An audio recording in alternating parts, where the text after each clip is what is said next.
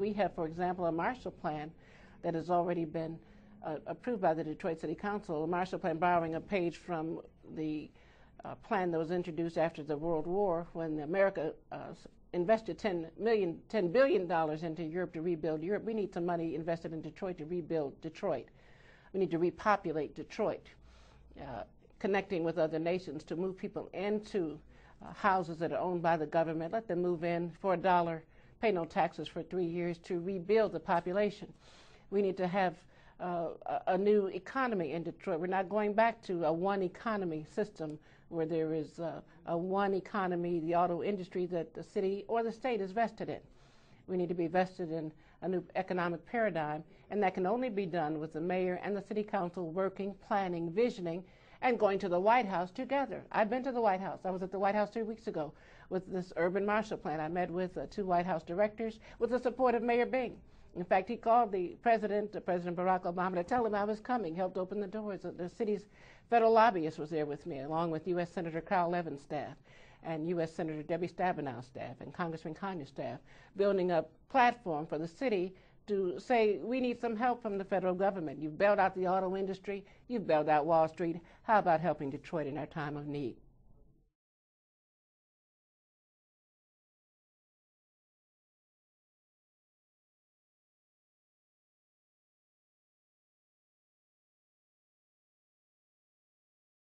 And I believe that we should do Angels Night volunteering more often throughout the year. We do it once a year. That's a best practice. Crime goes down that weekend. And so I would propose doing that once a month. Currently, we have just under 3,000 police officers on the department. 1,000 or slightly less are currently working administrative clerical positions. Every police officer that has a badge, has a gun, has been trained in the police academy, and is of able body should be on the streets answering police runs.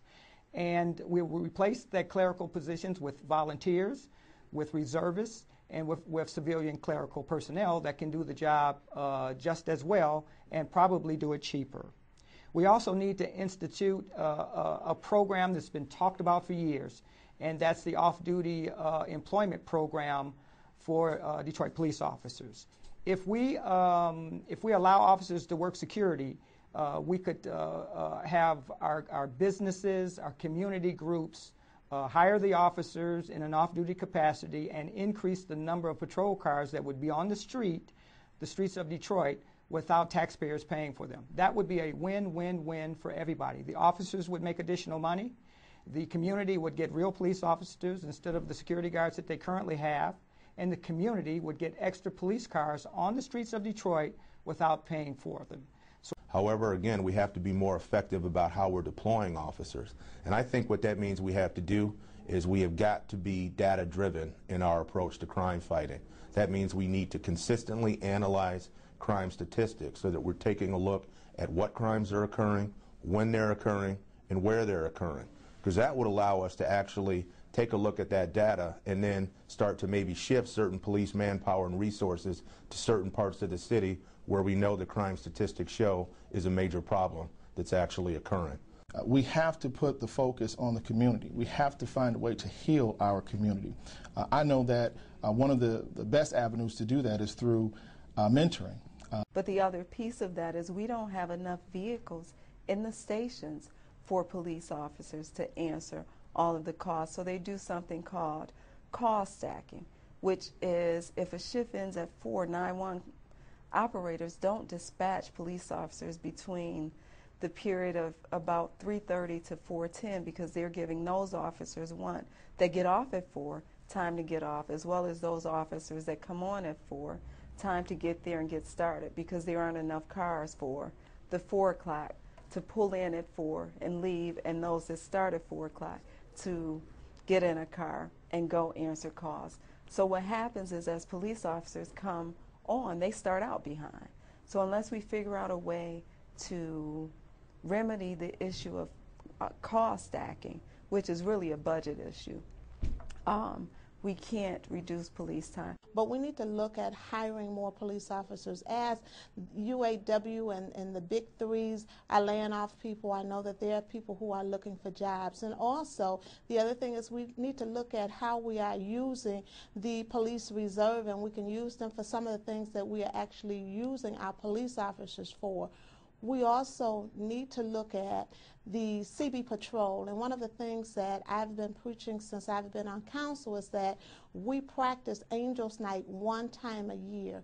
Angels Night should be 365 days of the year.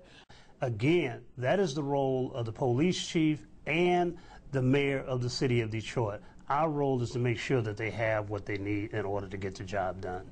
I also think that all the money that's intended for Detroit Police ought to be going to Detroit Police. There's some Homeland Security money that's going to the whole Tri-County area that is centered, according to the federal government, just for Detroit. It should only be going to Detroit.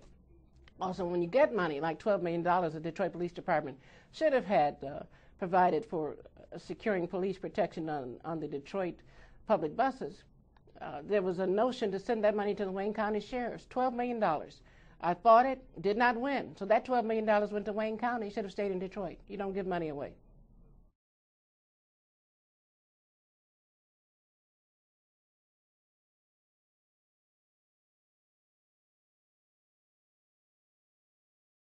Like, for instance, merging SMART with DDOT. We run the same routes, and it just, to me, it makes really no sense to have two buses riding right behind each other on the same route. And also, something as simple as the Woodward Dream Cruise that stops at 9 Mile.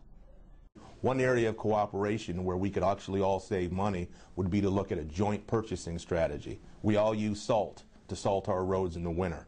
Let's do joint purchases so that we can all save money in the long run. I've said it before, and I'll say it again. Until we begin to strengthen our families, we'll never restore our city. We can talk about stimulus dollars. We can talk about Cobo Hall. Those things are important, but nothing can be more important than repairing our families, because when you begin to do that, you have individuals who are able to go back to their families, and it's a refuge. And we need that more than anything we have in this city.